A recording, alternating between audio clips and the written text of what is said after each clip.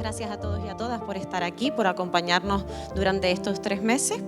Y bueno, sin más dilación, les presento a mi compañero, el director del festival y también escritor Carlos Battaglini, y al invitado del día de hoy, Ignacio Martínez de Epizón, a quien agradecemos su presencia hoy. Muchas gracias.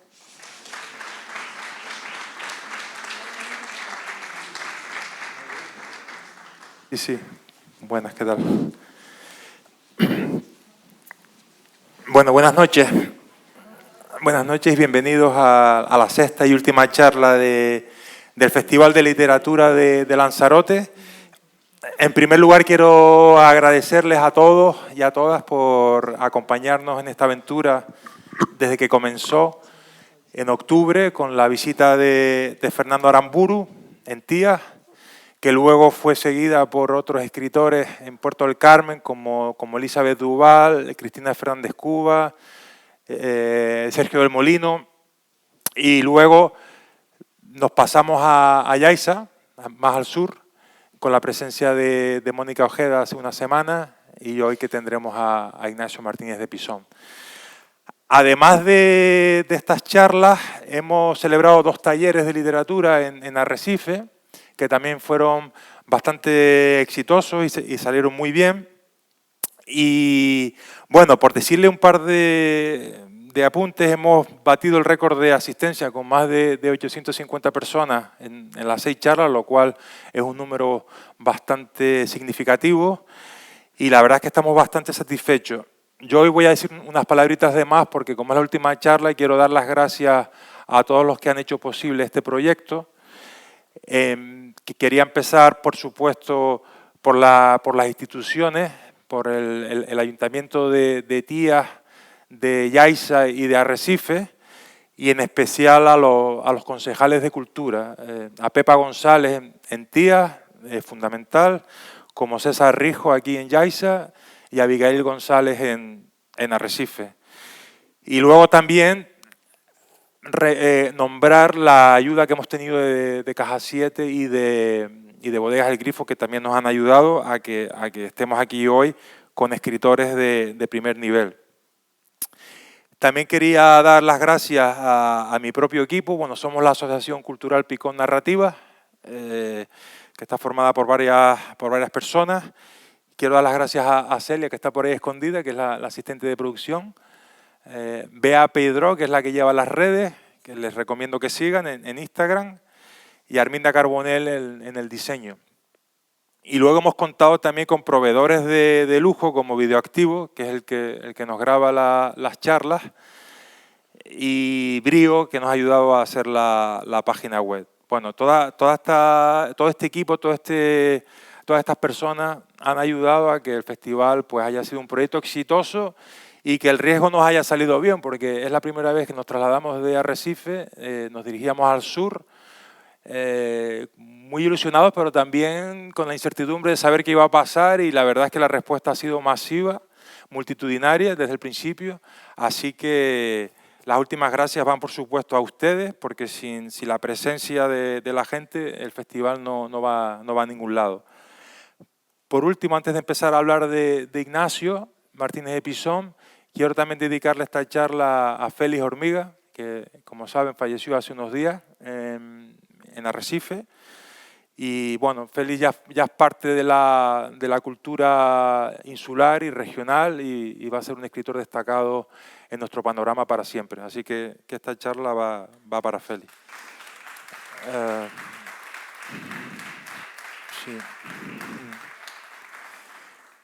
Y ya centrándonos en Ignacio Martínez de Epizón, que es todo un todoterreno de la literatura, ha escrito, como saben, un buen número de novelas, pero también se ha prodigado en otros campos como el ensayo, guiones de cine, cuentos, también tiene una columna en La Vanguardia, también tiene una especie como de podcast en la cadena SER, es decir, es una persona muy productiva, con una gran capacidad de trabajo y que se ha consolidado como uno de los escritores más destacados actuales de la literatura española contemporánea, y así lo atesora una gran cantidad de premios y galardones que ha recibido, los cuales no voy a enumerar porque son todos estos y la charla nos quedaríamos sin tiempo, pero bueno, voy a nombrar, por ejemplo, el Premio Ciudad de Barcelona, que recibió en su momento, el premio NH al mejor libro de relatos, el Premio Nacional de Narrativa, nada menos, y el Premio de la Crítica. Y bueno, pues este escritor, que se llama Ignacio Martínez y Pisón, tenemos la suerte de tenerlo hoy en Yaiza, así que le recibimos con un fuerte aplauso, por favor. Gracias. Gracias.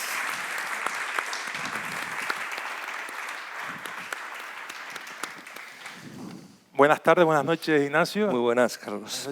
He de decir que Ignacio me ha transmitido su afición por la cerveza en este día que hemos compartido ya juntos. Estoy bebiendo más cervezas que nunca en mi vida, así que te doy las gracias, entre comillas, por ello.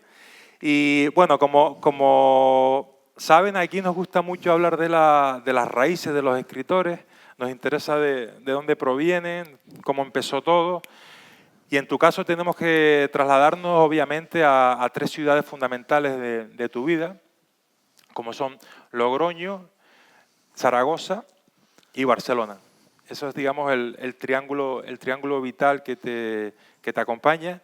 Y bueno, si nos puedes hablar un poco de tus padres, militar, de tu madre viuda prematura, de tu infancia en Logroño, de tu llegada a Zaragoza, jesuitas, universidad, y luego la llegada a Barcelona. Sé que es difícil, sé que es una pregunta muy comprensiva, pero vamos a ver lo que podemos hacer. Buenas tardes.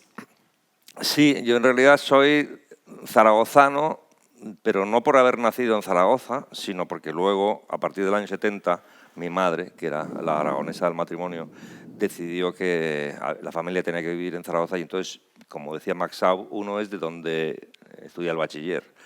Y efectivamente yo estudié el bachiller desde el año 70 hasta el 82, bueno, no todos los años del bachiller, hice también una carrera entre tanto, pero esos fueron los años que me convirtieron en aragonés, y no el hecho de haber nacido, porque cuando nací, mi madre, como buena aragonesa, quería que sus hijos también lo fueran, y entonces cada año iba a parir a Zaragoza. Vivíamos en Logroño, donde mi padre estaba destinado, y en el año 59 nace mi hermano mayor, en el año 60 yo, en el 62 otro, en el 64 o 65 otro, y en el 68 la última, ¿no?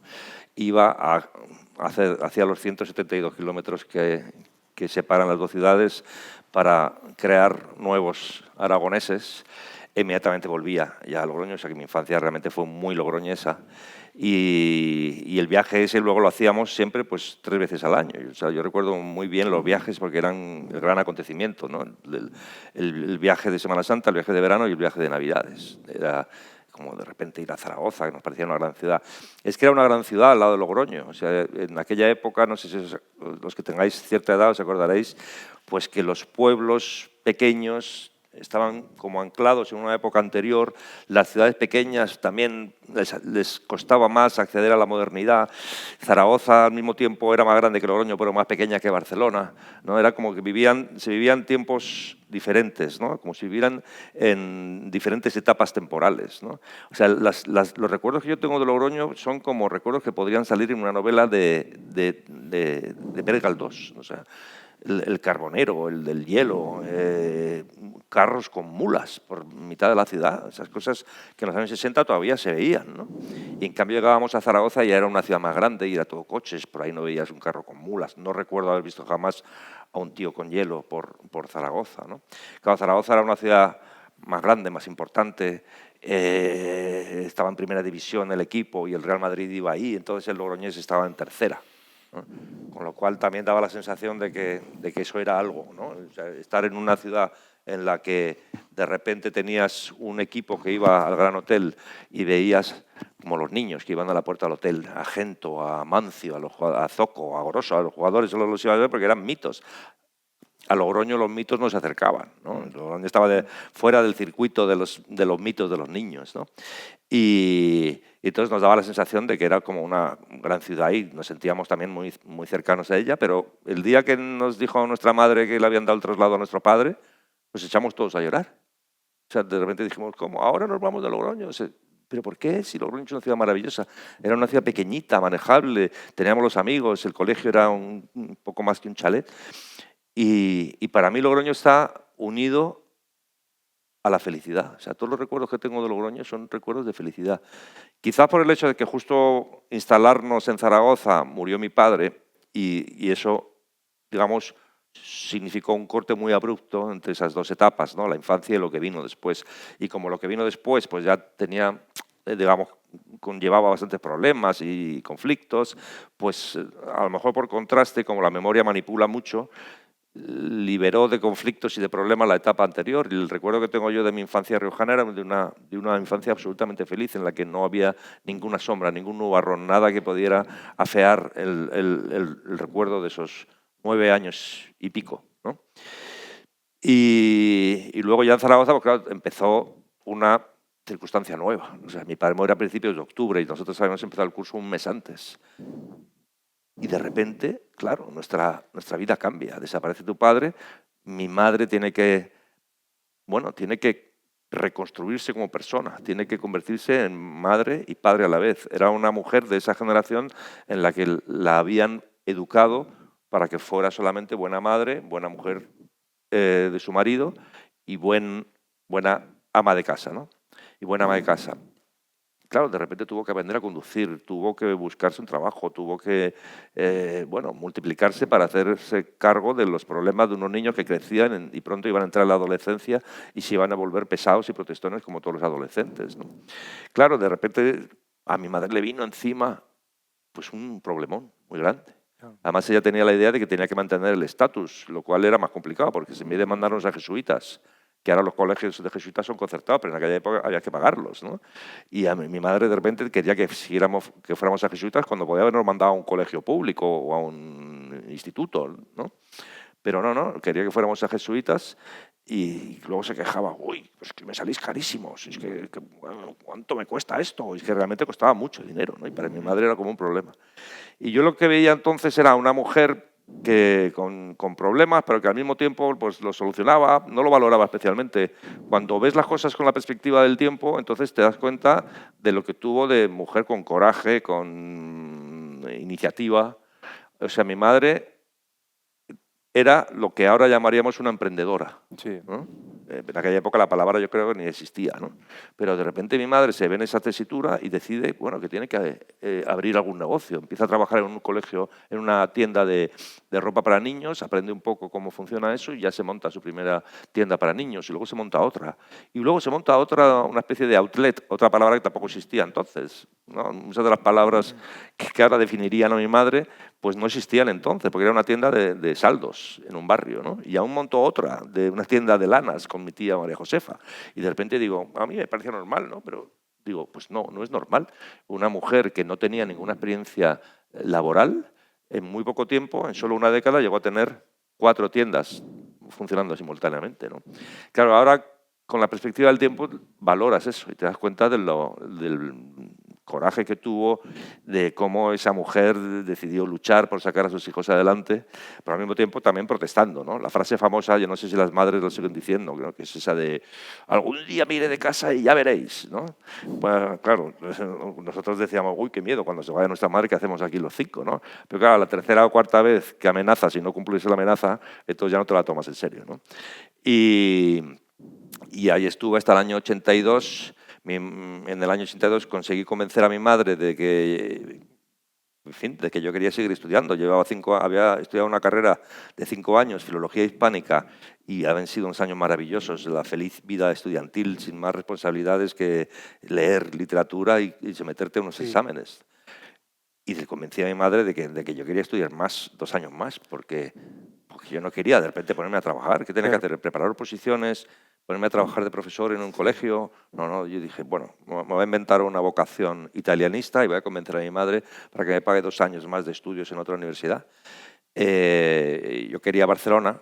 Yo le dije, no, yo quiero estudiar filología italiana y esto solo se puede hacer en Madrid y Barcelona. Bueno, creo que también se podía hacer en Salamanca, ¿no? Y entonces mi madre dijo, pues te vas a Madrid, que está mi hermana, Rosita. Digo, no, yo no quiero ir a casa de la tía Rosita, yo lo que quiero es, yo tenía 21 años, digo, yo lo que quiero es irme ya a enfrentarme a la vida y abrirme camino por mí mismo y demostrarme a mí mismo que podía ser escritor y que podía comportarme como un adulto, ¿no? Entonces la convencí de que tenía que hacer en Barcelona esos 2 años. Y mira, ya desde entonces hasta ahora, año 82, estamos acabando el 2025, pues llevo 43 años ahí. 43 años en Barcelona.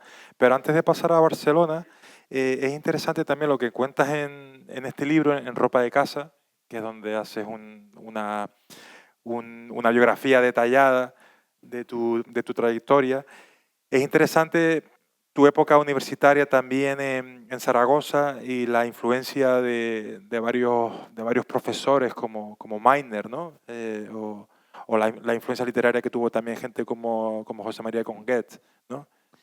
¿Qué me puedes Sí, decir de ellos dos? es que claro, la universidad para mí fue un descubrimiento. O sea, para mí fue llegar a un mundo donde te trataban como a un adulto. Yo tenía 16 años cuando entré a la universidad, porque yo formo parte del último curso del Plan Moyano de 1850 y tantos. Es decir, al año siguiente ya se aplicó la reforma que ampliaba un año más el bachiller, y entonces ya los chicos entraban en la universidad el año en que cumplían 18. Yo entré el año que cumplía 17, pero como lo cumplo a finales de año, yo todavía tenía 16. O sea, realmente pasas de ser tratado como un adolescente en un colegio de curas donde te castigaban, te reñían, te disciplinaban, a ser tratado como un adulto. Y encima llegas a una universidad donde no solo te tratan como un adulto, sino que además hay gente que tiene vocación por la literatura, intereses y afinidades en los que te puedes reconocer. Y de repente veo que, bueno, que hay gente con la que puedo hablar de literatura, a mí me gustaba leer y yo pensaba que era una cosa que yo podría llegar a saber hacer, ¿no? Lo de escribir. Y me encontré con muchos chavales que estaban haciendo sus pequeñas revistas universitarias, que también decían, en aquella época se utilizaba mucho aquello, pero tú escribes, ¿no? Además lo acompañaban siempre como ese gesto, pero tú escribes. Es que el tú escribes quería decir que formabas parte de una aristocracia, que éramos unos cuantos que nos considerábamos un poquito superiores porque teníamos esa vocación literaria. Y gracias a los amigos que conocí entonces, a unos cuantos profesores buenísimos que tuve la suerte de tener en la facultad en Zaragoza, pues la verdad es que obtuve en fin, conocimiento de la tradición literaria, un intercambio de consejos, de recomendaciones, Sí. de lecturas. Y realmente yo vi cómo en muy poco tiempo yo me estaba convirtiendo ya en una persona que podía hablar un poquito de literatura. Por supuesto, yo había leído mucho menos libros de los que decía que había leído, ¿no? O sea, en aquella época te tienes que inventar lectura. Cuando te empiezan a hablar, te hablaban de Dostoyevsky, tú hablabas de Dostoyevsky como si supieras, pero no lo habías leído. Y luego llegabas a casa y rápidamente te ojeabas los Karamazov para poder decir que lo has leído. Pero en realidad muchos de los libros de los que hablábamos yo no los había podido leer, no había tenido tiempo para leerlos, ¿no? Pero ya cuando acabó la carrera yo ya tenía muy claro una cosa, yo quería ser escritor y tenía que demostrármelo esos 2 años que iba a vivir en Barcelona.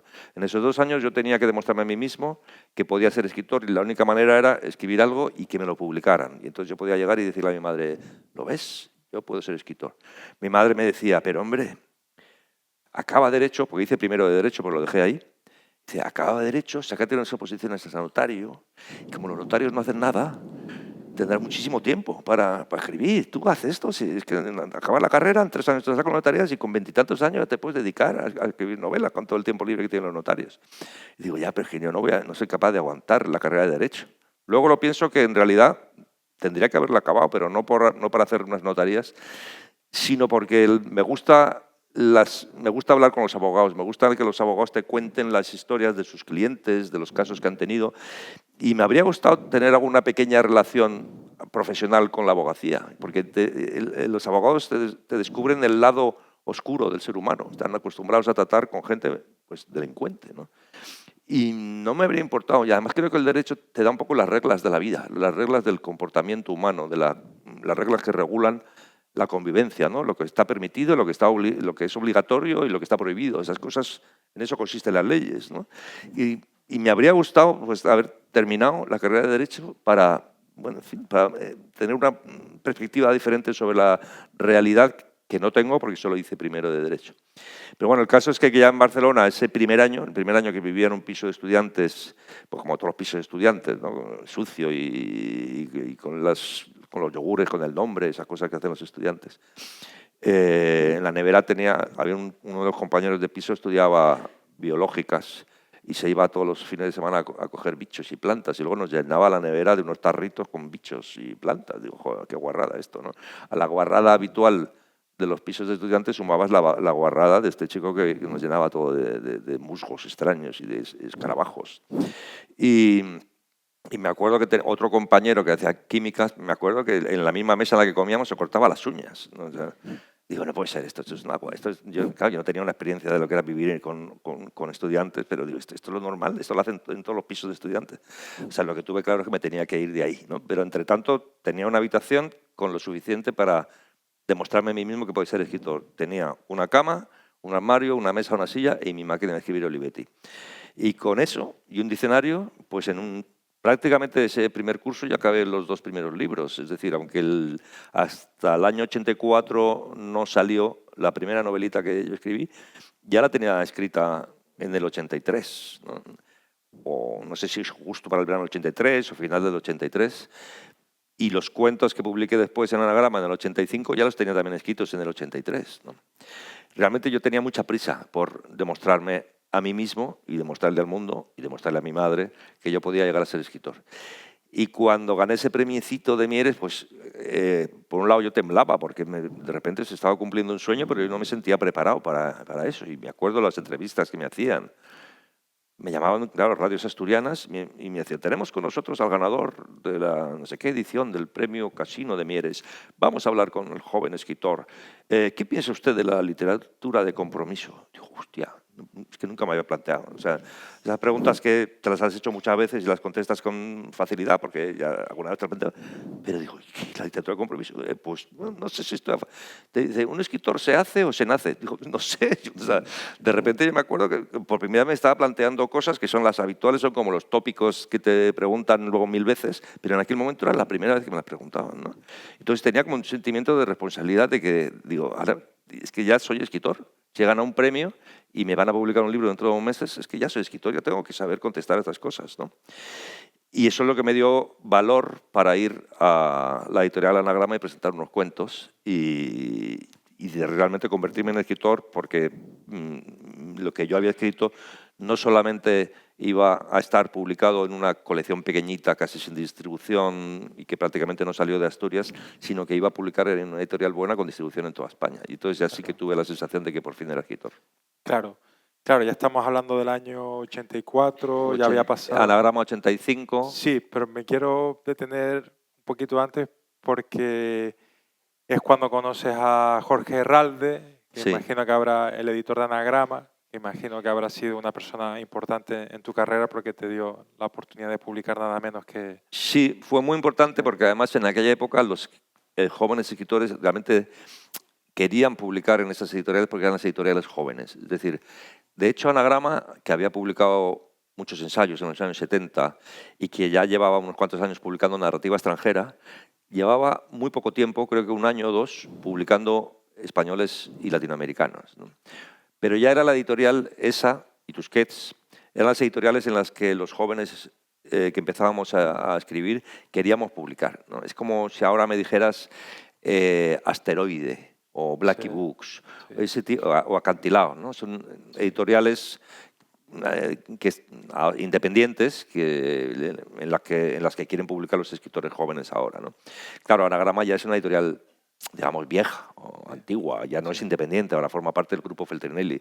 Tusquets forma parte de Planeta. Las cosas han cambiado mucho desde entonces, ¿no? Pero en aquel momento eran las editoriales jóvenes que nos gustaban, porque era también, había algo generacional, ¿no? Ahí íbamos a empezar a publicar autores jóvenes y además el comprador de esos libros o el lector de esos libros era también un lector joven de nuestra generación. Yo creo que lo que nos ayudó mucho a los que entonces empezamos, a mediados de los 80, fue que nuestra generación, ahora llamados los boomers, pues éramos muchos, teníamos estudios, o sea, esa generación fue mayoritariamente en la universidad, y ya empezaban a ganar dinero. Es decir, los de mi generación ya empezaban a colocarse en empresas, en institutos, en hospitales, lo que fuera, y ya empezaban a ganar dinero. Y eso nos ayudó mucho porque los chicos jóvenes de entonces querían saber qué escribían los escritores de su generación, claro, un poco para orientarse también, claro, en el mundo, ¿no? Y eso pues hizo que de repente esa cosa que llamaron nueva narrativa funcionara, nueva narrativa española. Los escritores que entonces empezaban, algunos han quedado por el camino, pero muchos de ellos, pues desde Javier Marías, que tenía 9 años más que yo, hasta Muñoz Molina, que es solo un poco mayor que yo, o Julio de Amazares, Soledad Puertolas es mayor, Enrique Vilamatas es mayor, pero digamos que yo era como el jovencillo de la nueva narrativa. Si yo tenía 24 años en el 85, pues entre los que teníamos 24 y 72 o 73, toda esa 32 o 33, toda esa generación de repente nos metieron en un paquete y nos lanzaron como la nueva narrativa. Y eso funcionó. Son de esas etiquetas que no nos gustan que nos, en fin, nos incluyan porque parece que te reducen un poco, ¿no? Te restringen, pero en realidad funcionó bastante bien porque de repente se hablaba de nosotros. Claro, yo no solamente acababa de convertirme en escritor, sino que salíamos en los suplementos, en las revistas culturales, se hablaba de nosotros, o sea que llegamos en un momento oportuno y fuimos recibidos de forma muy generosa por los editores como Jorge Herralde o Beatriz de Moura, pero también por los críticos y los periodistas culturales. Sí. ¿Recuerdas tu primer encuentro con Jorge Herralde? Sí. Recuerdo el primer encuentro, que ya no fue, creo no fue diciembre del 84, sino debió ser enero del 85. Y me acuerdo de que, como él vio que había estudiado filología italiana, había terminado justo filología italiana ese año, el año anterior, me preguntó por los últimos escritores italianos. Y yo le empecé a hablar pues, de Cesare Pavese, de Natella Ginsburg, y él me miraba como diciendo, ¿cómo últimos? Son famosos de hace 30 años. Claro, yo no estaba al día. En la universidad no te enseñan la actualidad, ¿no? Suerte tuve de no decir Petrarca, ¿no? Pero porque, es decir, para mí lo más moderno eran autores que algunos de ellos ya se habían suicidado 30 años antes, ¿no? Natella Ginsburg estaba viva todavía, pero otros escritores de los que yo le hablaba como recientes ya estaban muertos hacía muchos años, ¿no? Con lo cual me miro como diciendo, este tío, ¿de qué planeta viene, no? Y claro, luego ya sí que actualicé mi relación con la literatura italiana y ya vi que efectivamente había muchos escritores muy interesantes en aquella época, pero yo no tenía conocimiento de lo que se estaba haciendo en Italia. Claro. Y entonces, pensé, he suspendido el examen, ¿no? Claro. O sea, tenía todavía la sensación esa de estudiante que llega y que cuando se sienta delante de un señor mayor y con autoridad, me estaba como sometiendo a un examen. Pensé, igual la he cagado, ya no me publica más libros. Pues no, porque una de las cosas buenas que definen a los buenos editores es que cuando apuestan por un escritor, apuestan por un escritor a largo plazo. Es decir, que no es vamos a probar con 1 o 2 libros y si no funciona, adiós, muy buena. No, dice, este es un escritor joven, será mejor con el paso del tiempo, vamos a seguir apostando por él.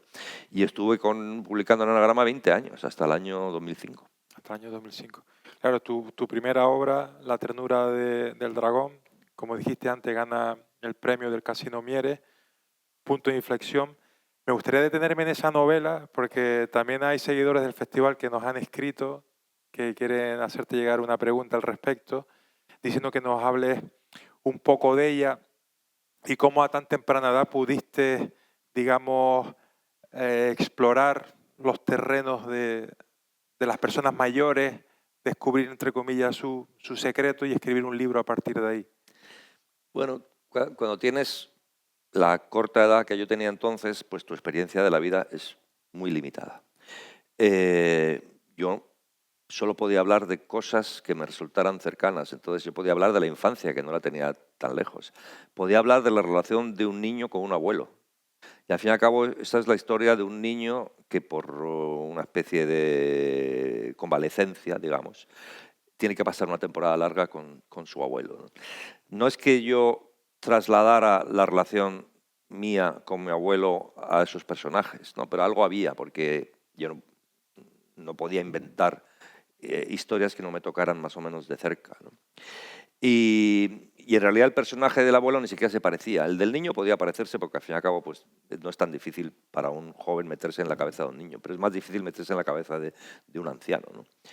Y desde luego no se parecía al abuelo materno, que es con el que tuvimos más relación. Tras la muerte de mi padre hasta su muerte, esos 5 años, entre el 70 y el 75, él fue un poco nuestro segundo padre, ¿no? Pero sí había algo de la fascinación que tienes por las historias que te cuentan los abuelos. Y eso sí que se lo transferí al niño, ¿no? Claro, mi abuelo materno nos contaba muchas historias del pasado que a él le había contado su abuelo. Estas cosas bonitas que realmente dan un salto temporal gigantesco, que es que alguien te cuenta historias que oyó de niño de labios de su abuelo y de repente esa misma historia se las cuenta a su nieto. Es decir, de repente son 4 generaciones y te cuentan una historia que ha ocurrido un siglo antes, ¿no? El abuelo de mi abuelo, que era un general carlista, pues tenía muchas anécdotas que para mi abuelo eran gloriosas y que él alguna vez se las debió oír contar, ¿no? Y cuando a mí me contaba todo eso me parecía que yo entraba en un mundo pues mítico, legendario. De repente hablábamos de cosas que habían ocurrido 100 años antes, ¿no? Y quizás por eso la relación que establece el niño con el abuelo en la novela es también la de un niño que empieza a fantasear a partir de las cosas que le ha contado el abuelo y empieza, pues un niño que está encerrado en una casa, en definitiva, ¿no? Y que prácticamente solo vive de las lecturas y de las cosas que le cuenta su abuelo. Y entonces empieza a fantasear y empieza pues, a confundir la realidad con ese mundo de leyenda, ¿no? Claro. Bueno, esa fue tu primera novela, pero bueno, luego siguieron muchísimas más. Yo he contado hasta 14 y también he notado que hay una serie de asuntos que parece que son que es lo que más te interesa. Creo que hay un claro interés por tu propio país, por este país, por España. En especial varias fases o varias épocas históricas de España, como puede ser la guerra civil, la época franquista, la transición, creo que también la abordas de una manera muy precisa, esa España como que muta hacia la democracia, hacia lo que vino después con Felipe González, etcétera. Parecen ser temas recurrentes en tus obras, también como acabas de decir ahora, la madurez, la memoria, la inocencia. Pero entrando en este tipo de novelas de género más relacionado con la historia de España, por ejemplo, a mí hay una novela que me ha llamado mucho la atención que se llama Enterrar a los muertos, que va sobre aquel traductor español que traducía a Dos Pasos, que fue asesinado por el régimen soviético. ¿Qué nos podrías contar de esa obra? Y un poco también todo ese mosaico de novelas que giran en torno a la época, ¿no? a la época franquista, ¿no? Es que en realidad en los años 80, como queríamos ser todos cosmopolitas y fingir una formación cultural que no teníamos, como de grandes viajeros, gente que conoce el mundo, que en vez de vivir la infancia en Logroño la ha vivido en Nueva York o en Londres, ¿no? No era cierto, yo la infancia la había pasado en Logroño.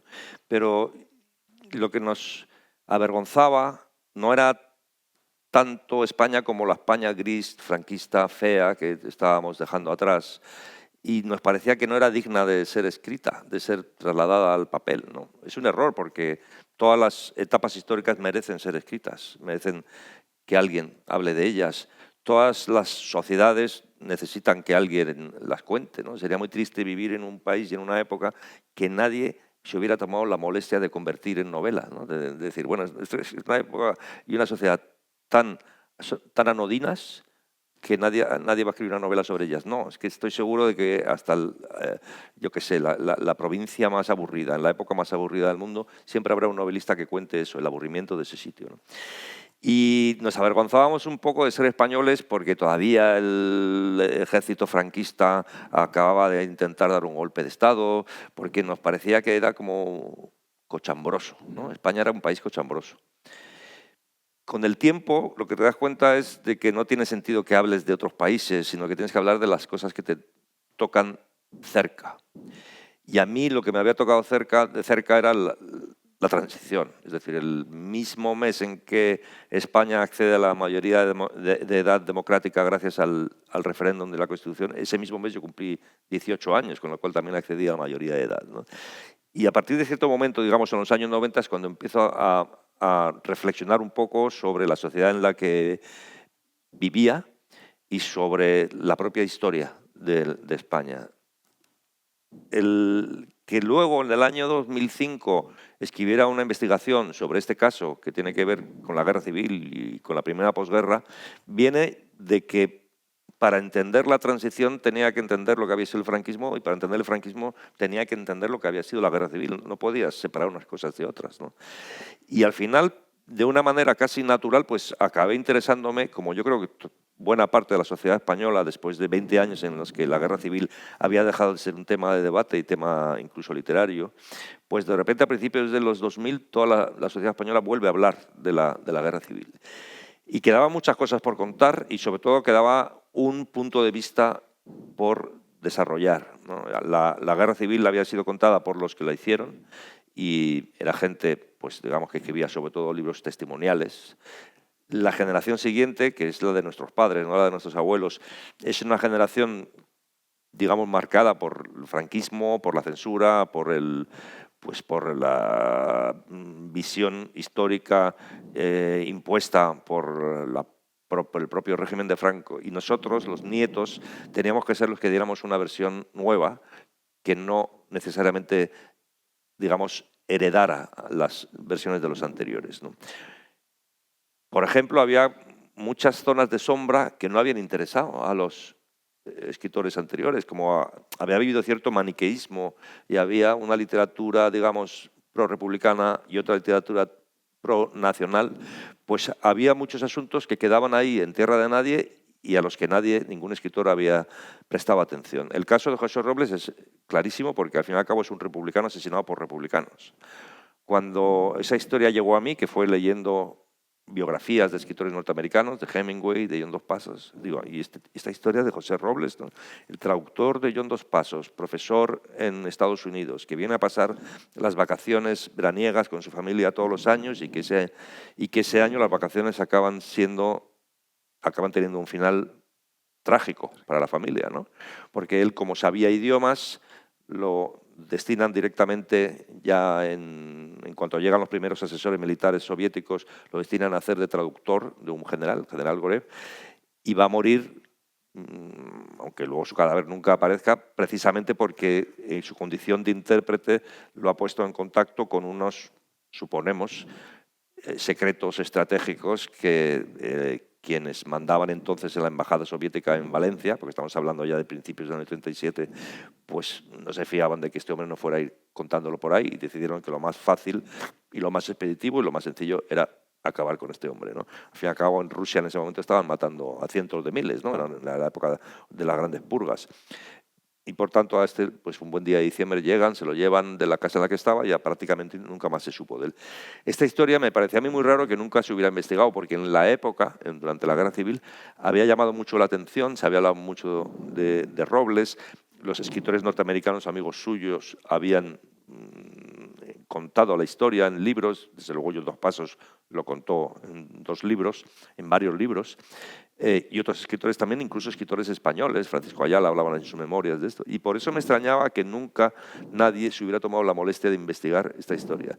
Y tenía que ser yo, en el año 2005, es decir, 70 años después de lo ocurrido, casi 70 años, el que desempolvara esa historia. Seguramente tiene que ver con esa perspectiva nueva, que es una perspectiva que coincide, un par de años antes había tenido mucho éxito cercas con Soldado de Salamina. Soldado de Salamina es una novela, como recordaréis, en la que un republicano no fusila, digamos, Sánchez Mazas, camisa vieja de Falange, uno de los fundadores de Falange, escapa de un fusilamiento y se esconde ahí en un bosque, en la frontera con Francia, en Gerona, y cuando van a buscarlo, uno del pelotón de fusilamiento pues tiene la oportunidad de matarlo, pero lo deja escapar, ¿no?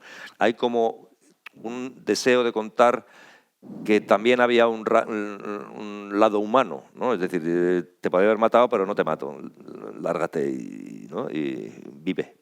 Claro, también ese mismo tío estaba en el pelotón de fusilamiento que 10 minutos antes había disparado, ¿no? Pero el caso es que hay algo como de intento de reivindicación de, pues eso, de una reconciliación, de algún gesto bueno que hace que nos pueda llevar a pensar que los españoles no necesariamente íbamos a mantener la tradición cainita que arrastramos desde hace tantos años, ¿no?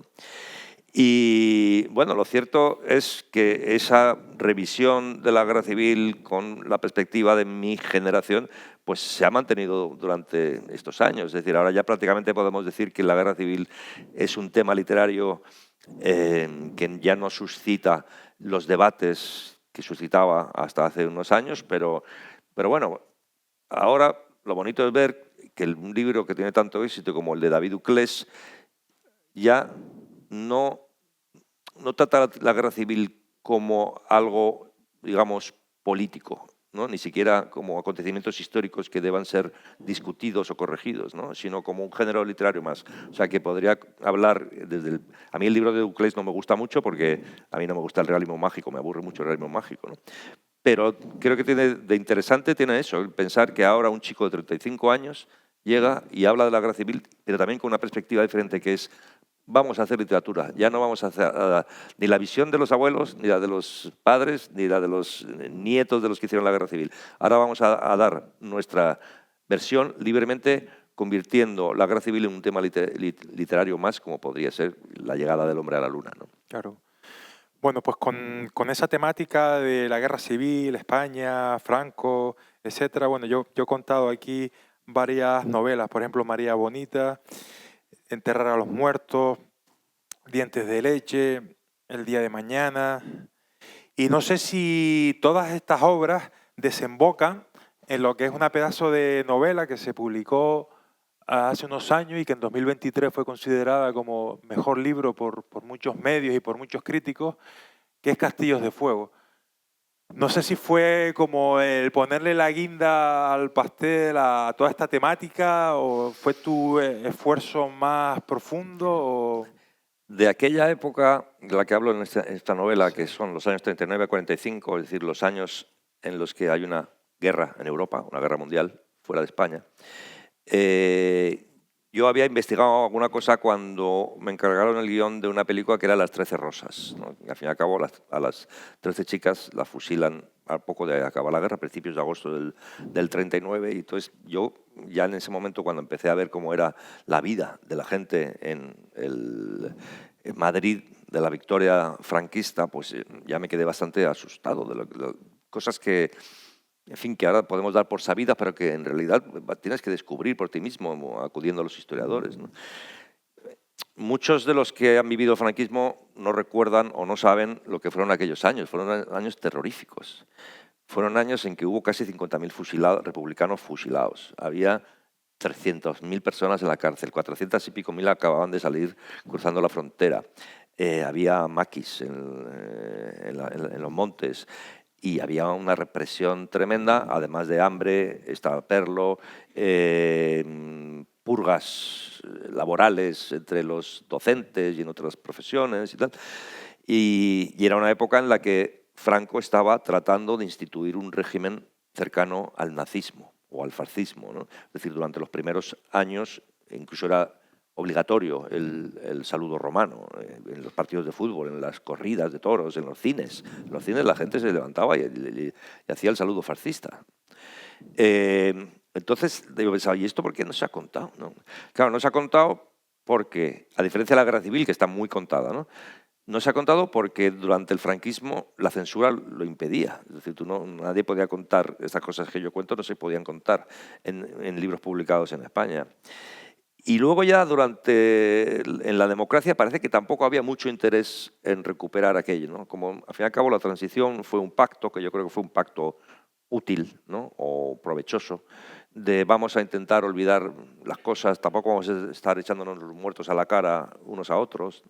Y entonces realmente no se ha hablado tanto de lo que ocurrió esos primeros años. Si empezamos a mirar ¿qué escritores han hablado de eso? Es que nos quedamos con muy pocos. Almudena en una o dos novelas, Umbral en otra novela, pero muy pocos han hablado de esos años y yo pensé, esto hay que contarlo, ¿no? Alguien tiene que contar también cómo fueron esos años, los años más duros de una posguerra española. Es decir, las guerras carlistas en el siglo XIX, cuando acababan, se saldaban con mandar al destierro a los generales carlistas de turno y se perdonaba a todos los que habían peleado las filas de los ejércitos carlistas, ¿no?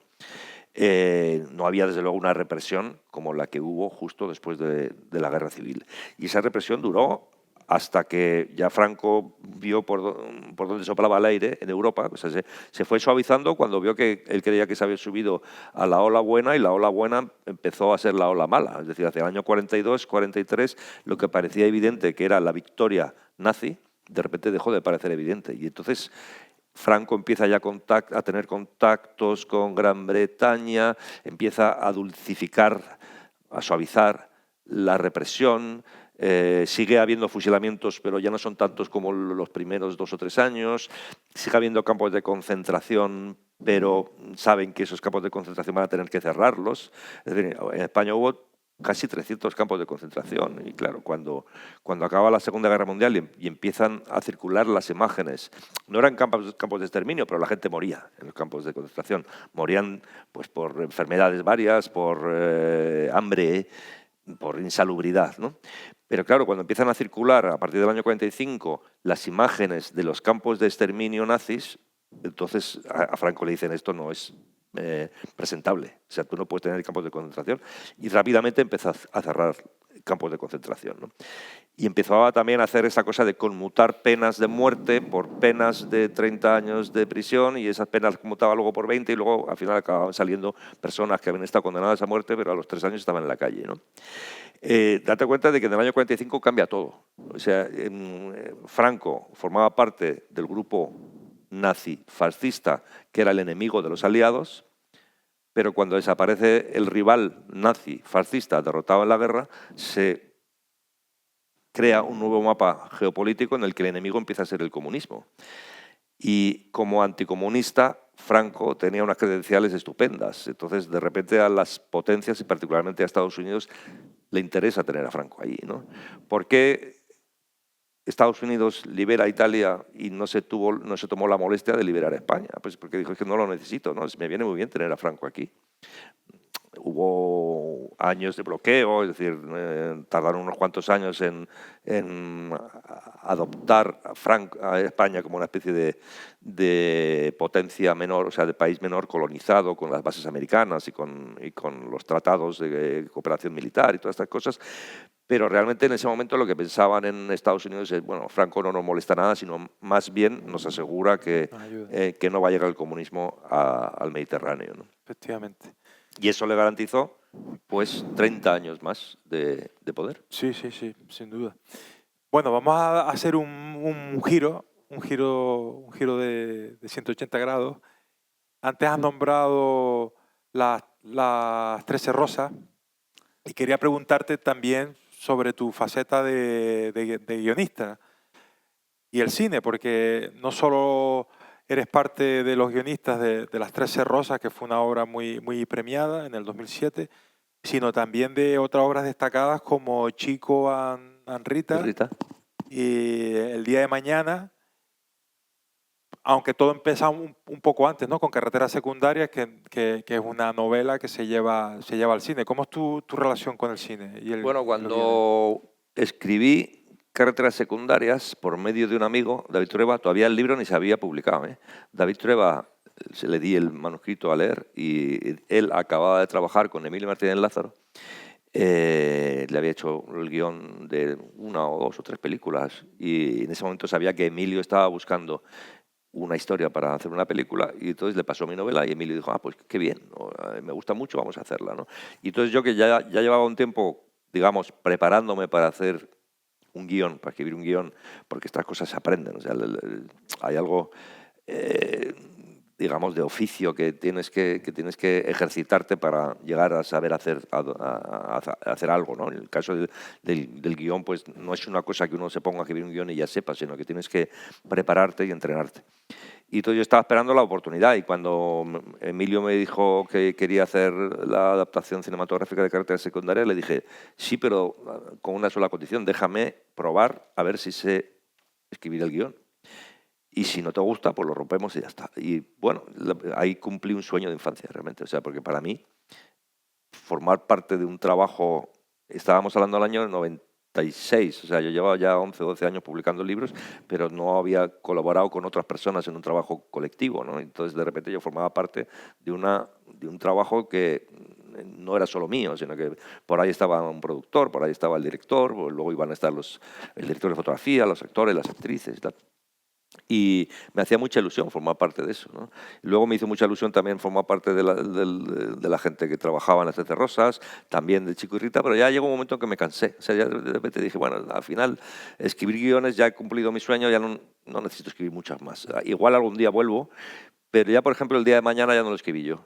El día de mañana lo escribió Mariano Barroso con el guionista suyo habitual que se llama Alejandro Fernández. Y, por cierto, que me gustó mucho, porque el día de mañana es una novela con muchos narradores que cuentan su historia y que tienen una cosa en común, que es que, entre unos y otros, han conocido y acaban contando a medias entre todos la historia de un confidente policial, ¿no? Pero para un guionista es complicado de repente, porque tienes que renunciar a mucho material de la novela, tienes que inventar, o sea, tienes que sacar la historia central y darle la estructura de un guión. Y yo creo que hicieron muy buen trabajo. Y de hecho, es que prefiero que, si tienen que adaptar una novela mía, prefiero que aporten cosas nuevas, porque para contar exactamente lo que yo conté, pues ya está el libro, ¿no? Es decir, claro, para adaptar literalmente lo que yo escribí, digo, es que para eso ya está el libro. Ahora están haciendo esta novela, bueno, están empezando, porque no sabemos cuándo se hará. Y también, cuando hablé con el guionista, le dije, no, tú, con libertad absoluta, o sea, no pienses que yo voy a fiscalizar si vas a cambiar o no, si vas a ser fiel al texto, ¿no? O sea, cuanto más tuya la hagas, la historia, mejor, porque quiero también ir a ver la película y sorprenderme, ¿no? Muchas veces los escritores se ponen muy estrictos con eso, porque ellos han creado la historia, han inventado, han imaginado los personajes de una manera, la ropa y tal, y cuando llegan y ven en la pantalla cómo son, dicen, no, si es que este no era así, no, perdona, es que tú tienes tus personajes, tú tienes tu historia, pero la adaptación a una película o a una serie es completamente diferente, no tiene nada que ver con lo que tú has imaginado. Eso es lo que ha imaginado otro señor. Y entonces muchas veces ha habido buenos escritores que se han enfadado porque consideran que han adaptado mal sus novelas. Y yo creo que al revés, a mí me gusta que las adaptaciones sean muy diferentes del original. Claro, claro. Estarán encantados los directores contigo. Y yo, bueno, la verdad es que he tenido suerte, porque el día de mañana es una muy buena serie, está en Movistar, son 6 capítulos, o sea, y creo que de verdad que hicieron muy buen trabajo. Y las otras películas tienen también, bueno, tienen su gracia. Estás contento. Bueno, vamos ya a la parte de las preguntas del público. Si alguien quiere hacer alguna intervención, comentar algo, decir algo, o vayan pensando, porque en breve les voy a preguntar a ustedes también que digan algo. Bueno, vamos a hacer un cambio de género literario, porque también te has prodigado en el mundo de los relatos. Me llama la atención también que tengas nouvelles, que es un género que la gente, bueno, para los que no lo sepan, un género a medio camino entre el relato largo y la novela corta, que en España no se estila mucho. Yo creo que eres de los pocos, junto con Andrés Barba, que lo hace. Es un género muy habitual en Francia, pero no en España. Entonces, tengo curiosidad que nos hables de estas dos novelas. Una se llama Autofagasta y la otra... pero es que se forma parte un poco del pasado. Realmente, si te fijas, ahora las novelas me salen largas. Sí. Es decir, en los años 80...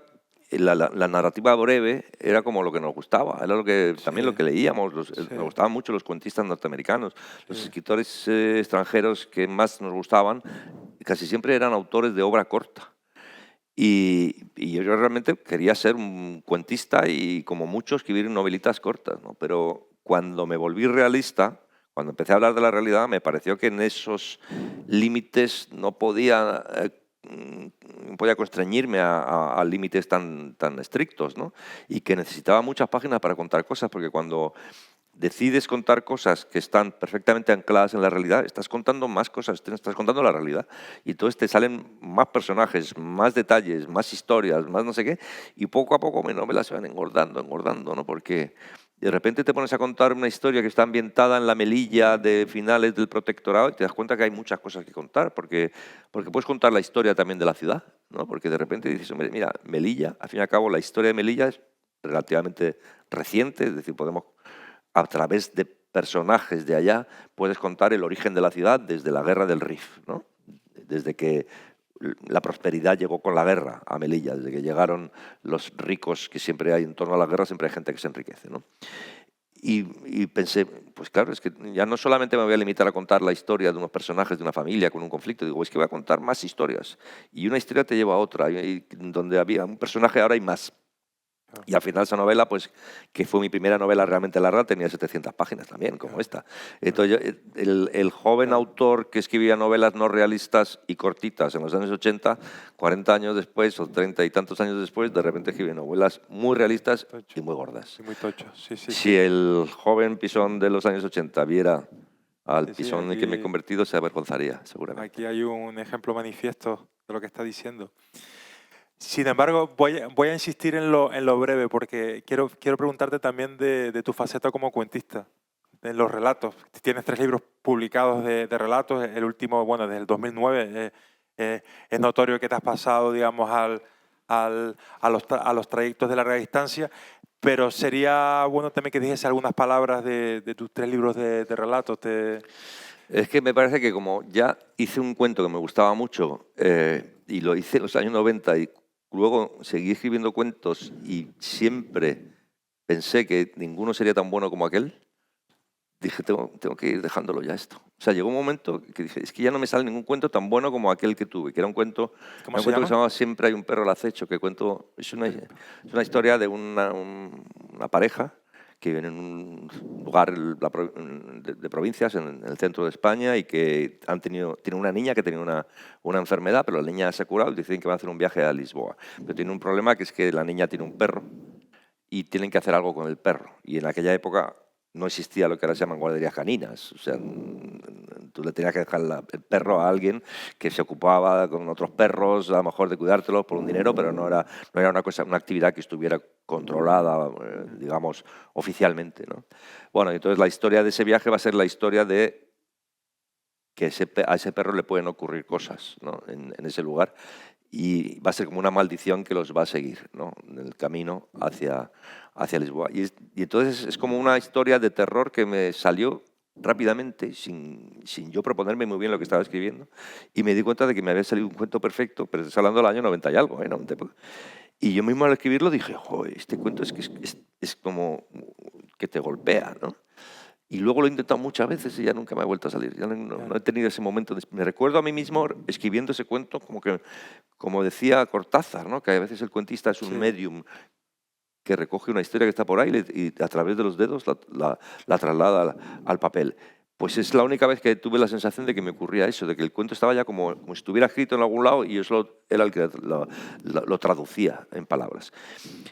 Y el hecho de haber intentado escribir cuentos durante 20 años más y no conseguir superar aquel cuento que había escrito antes, pues no sé, me dio a entender que igual tenía que pasarme la novela y únicamente la novela es otra cosa. O sea, la novela es mucho más libre, la novela no tiene que estar tan estructurada, el efecto que provocas en el lector no es tan directo y caben O sea, puedes poner más páginas, menos páginas, tienes que tener una idea general de la novela, pero no tiene que estar cada palabra en su lugar. O sea, no es como un mecanismo de relojería como es un cuento. Un cuento tiene que ser un mecanismo de relojería en que, como un truco de magia, ¿no? O sea, que para hacerlo bien ya sabes que tiene que hacer unos movimientos, el prestidigitador que hace así, tú estás mirando una mano, pero en realidad el truco lo tiene en la otra mano. Pues un cuento tiene que ser algo así, que está ya, que si cambias una palabra todo se te viene abajo.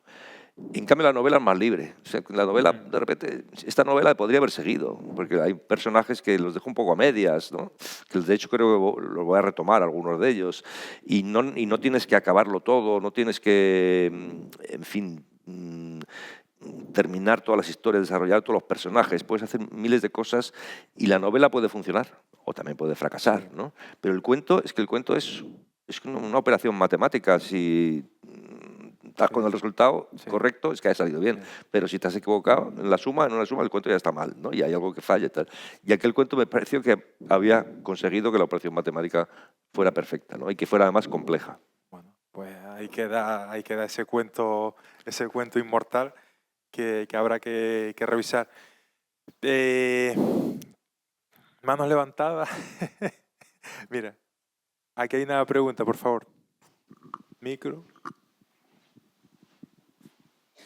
Aquí, primera fila.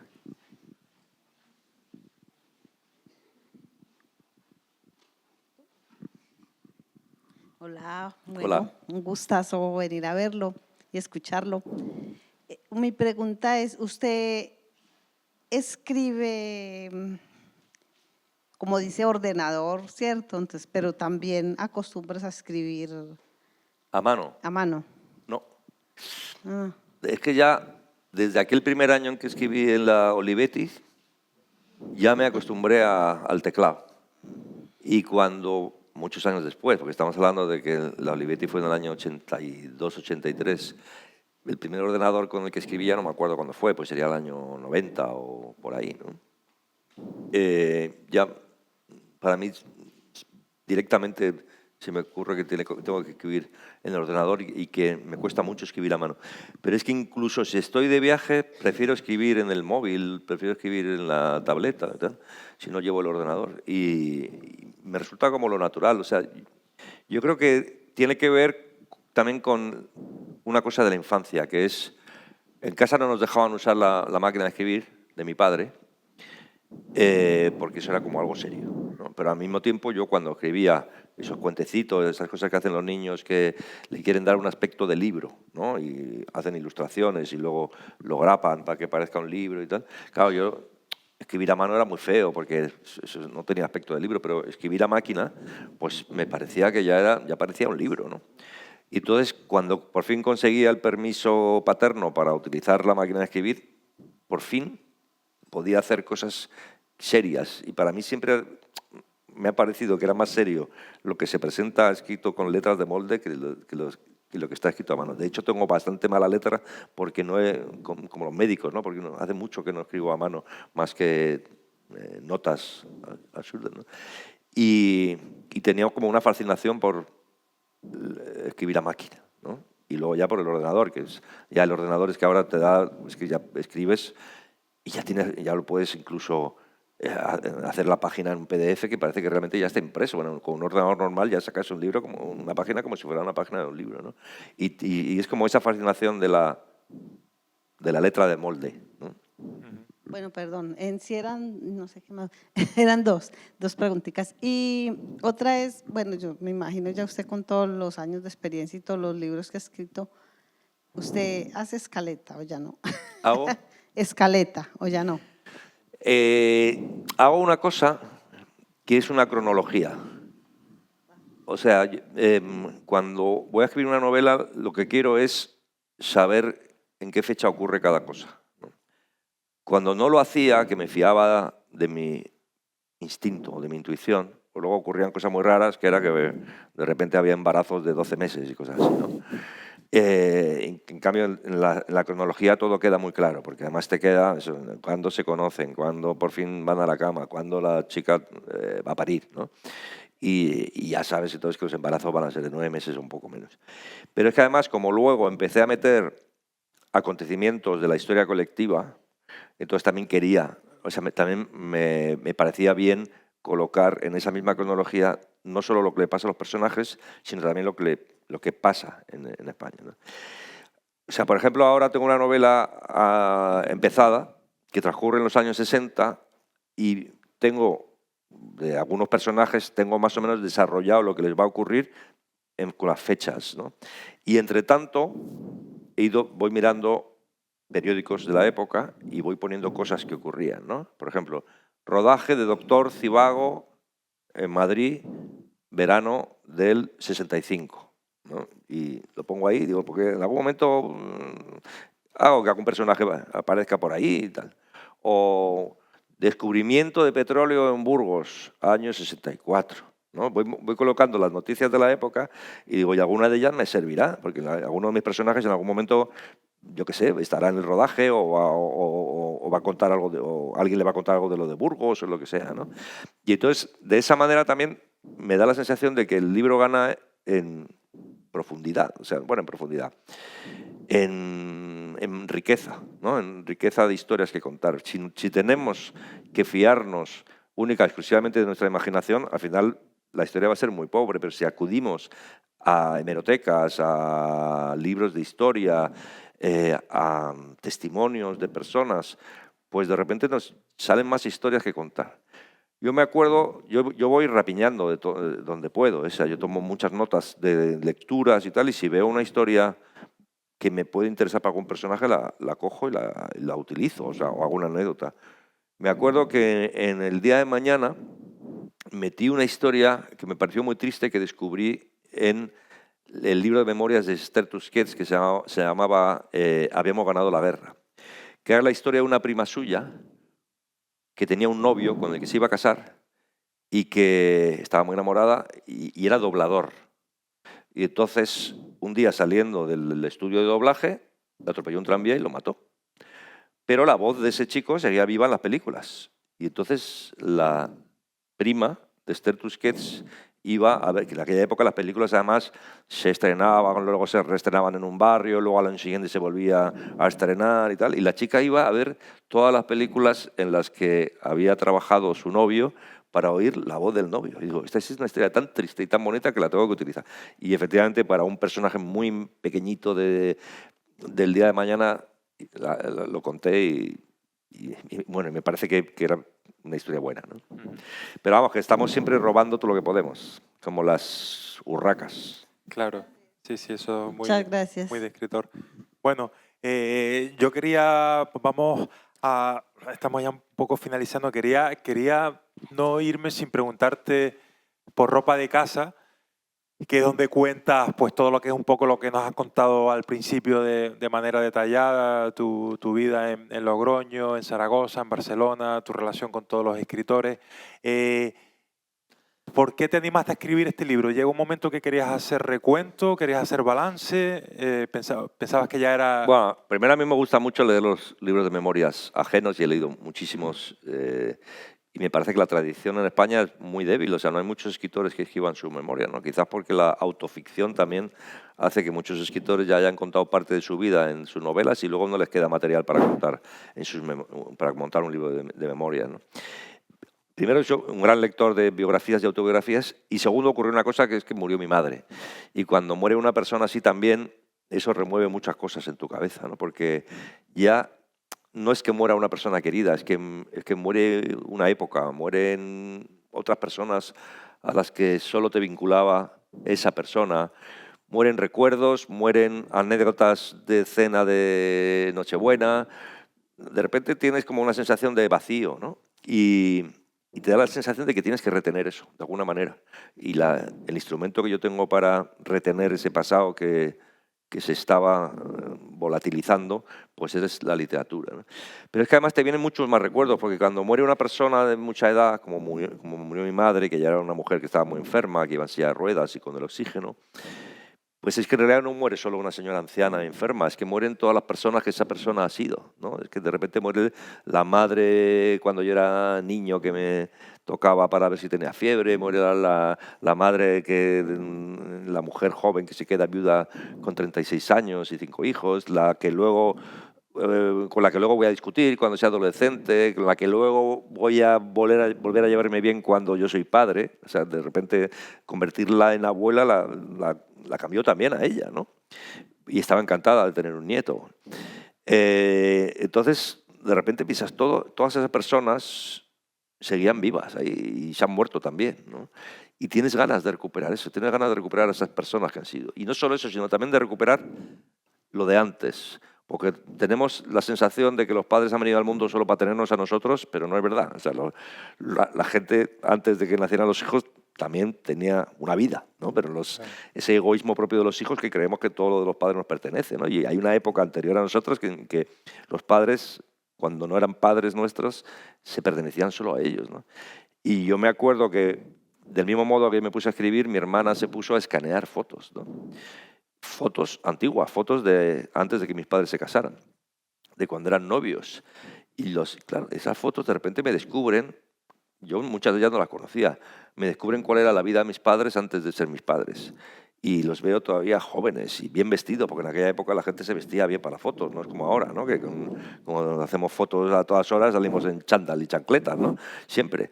Pero en aquella época las fotos se hacían en los banquetes, en las bodas, en las ceremonias importantes y la gente se arreglaba. Y entonces hay un glamour, no sé si ficticio, pero se les ve guapos. Mi padre todavía tenía pelo cuando no se había casado y luego fue un hombre rechoncho, pero en aquella época no. Mi madre era jovencita y tenía una cara como de felicidad, de mujer enamorada. Entonces, de repente era como, qué bonito recuperar todo eso también, ¿no? Y es como un homenaje a las personas que me han permitido sentirme un privilegiado. Porque, claro, por ejemplo, tener amor en la infancia, recibir el amor de tus padres es la cosa más bonita que puedes tener, ¿no? Y además creo que eso te hace mejor persona para siempre, ¿no? Es decir, del mismo modo que los niños maltratados se convierten en padres maltratadores, los niños, los que hemos sido niños felices, luego vamos a ser buenos padres. O sea, luego vamos a tratar a nuestros hijos bien, ¿no? Hay algo como que el amor familiar nos viene como si no fuera nuestro, ¿no? Como si fuera algo de lo que somos depositarios y tenemos que trasladarlos a la siguiente generación.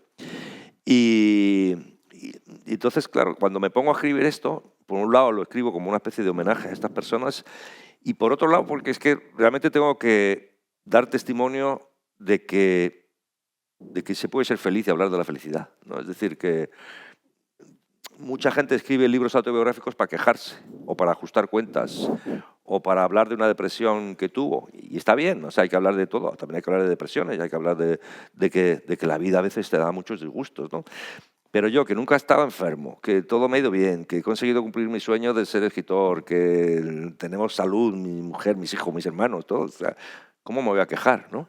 Entonces digo, bueno, voy a escribir un libro sobre la felicidad, ¿no? Porque en definitiva es un poco eso, es decir, qué bien me han ido las cosas, pero ¿qué he hecho yo para que me fueran tan bien, ¿no? O sea, 40 años viviendo de lo que me gusta, de escribir, gozando del amor y la amistad. O sea, realmente me parece que es tan bonito eso. A lo mejor ahora me cae una teja en la cabeza y me quedo, ¿no?, paralizado para siempre, paralítico para siempre, pero hasta ahora es que no hay quejas, ¿no? No, estamos tocando madera, así que no te preocupes. Vale.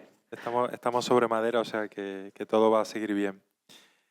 Bueno, Ignacio, hemos hablado ya más de una hora. Creo que ha sido una charla bastante comprensiva, a pesar de que tienes una carrera extensa y podríamos estar aquí semanas hablando de ti y de tus libros. Pero bueno, hemos hecho lo que hemos podido. Nos hemos ido a Logroño, a Zaragoza, a Barcelona. Hemos entrado en tu universo literario, en ese mundo español, esas novelas que retratan la España de nuestros antepasados, pero también la España de nuestro presente y a lo mejor también de nuestro futuro. Y hemos hecho un repaso a todos los palos que has tocado, que son muchos, como el cine, la nouvelle que hemos dicho antes, los relatos, las columnas que nombré al principio. Y lo único que me queda por preguntarte es si quieres añadir algo final, si se te quedó algo pendiente o si quieres decir algo para clausurar el festival. Bueno, yo lo que tengo es que agradecer que vengáis tantas personas a escucharme, porque pues que es siempre maravilloso hablar de uno mismo y pensar que estáis aquí 80 o 90, 100 personas escuchando hablar de mí. O sea, que no estamos hablando de Gengis Khan ni de Napoleón. Estamos hablando de un tipo al que no le pasan grandes cosas en la vida, ¿no? Y que el único don que he recibido de la naturaleza y que me he preocupado por desarrollar ha sido el de contar historias, que es una cosa que todos sabemos hacer, ¿no? Es decir, parece que es sencillo en principio, porque hemos nacido con el don de contar historias y necesitamos contarnos historias unos a otros. Pero claro, la sociedad de repente elige a unos escritores para que sean ellos los que cuenten las historias en nombre de los otros, ¿no? Yo creo que los novelistas somos un poco portavoces de la sociedad. Y pensar que en 2025, 41 años después de haber publicado mi primer libro, yo siga disfrutando de esa condición de, digamos, no diré de portavoz de la sociedad, pero sí de narrador leído por la gente, es que me parece maravilloso. O sea que yo lo que tengo que hacer es daros las gracias por estar aquí y daros las gracias por leer mis libros.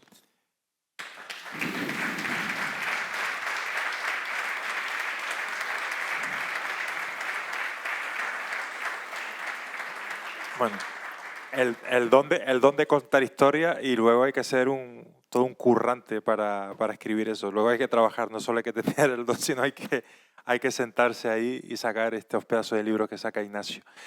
Vamos a proceder con nuestro ritual habitual, que es que el autor nos firme el libro de invitados, de autores, que nos dedique unas palabras al festival.